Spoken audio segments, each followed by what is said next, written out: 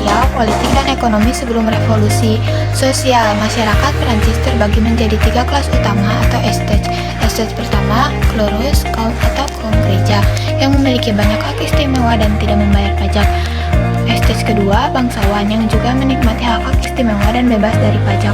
Estage ketiga, mayoritas rakyat Prancis seperti petani, buruh, dan bortuis yang menanggung pajak tinggi dan beban ekonomi namun tidak memiliki pengaruh politik.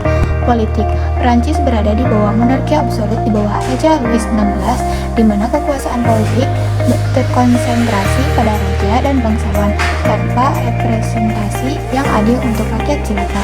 Ekonomi, krisis keuangan melanda Prancis akibat utang besar dari perang, termasuk dukungan untuk perang kemerdekaan Amerika, dan pengelolaan keuangan yang buruk. Pajak yang tinggi dikenakan pada rakyat estage ketiga, sementara penguasa gagal mengatasi masalah ekonomi.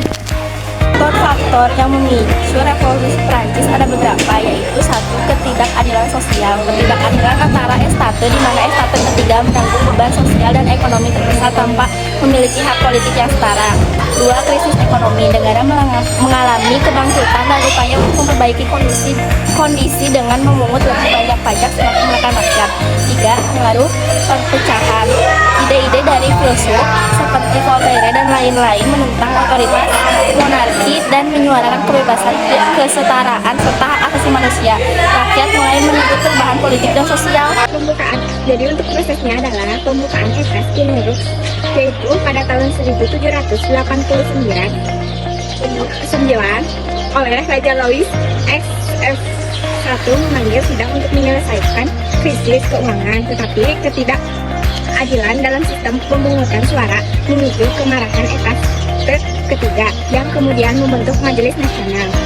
Penyerbuan Bastille pada 14 Juli 1789, penyerbuan penjara Bastille oleh rakyat Paris menjadi simbol perlawanan terhadap tirani.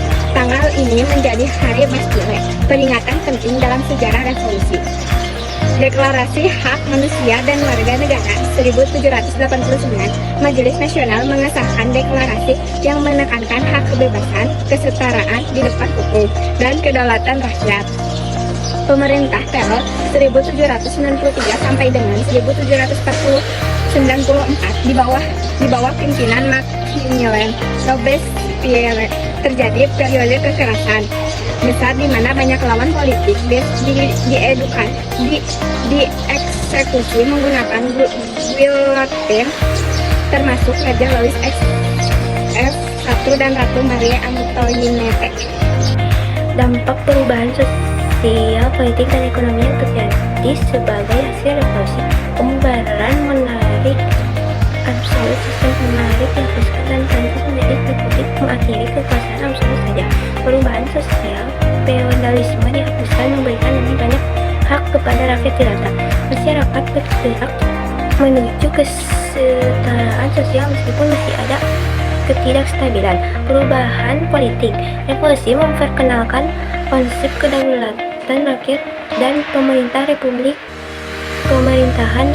yang membuka jalan bagi demokrasi modern. Inspirasi global. Revolusi ini menginspirasi gerakan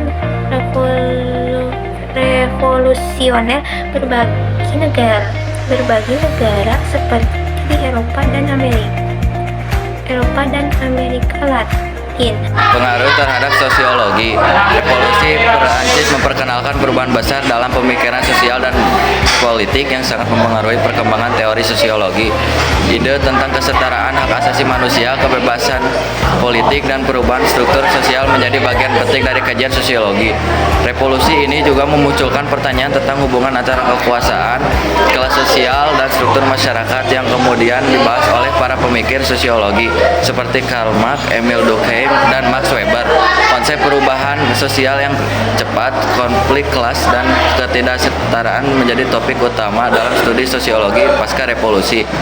Rangkuman ini memuat penjelasan tentang konteks penyebab proses, dampak, serta pengaruh revolusi terhadap perkembangan teori sosiologi seperti yang diminta dalam instruksi di gambar.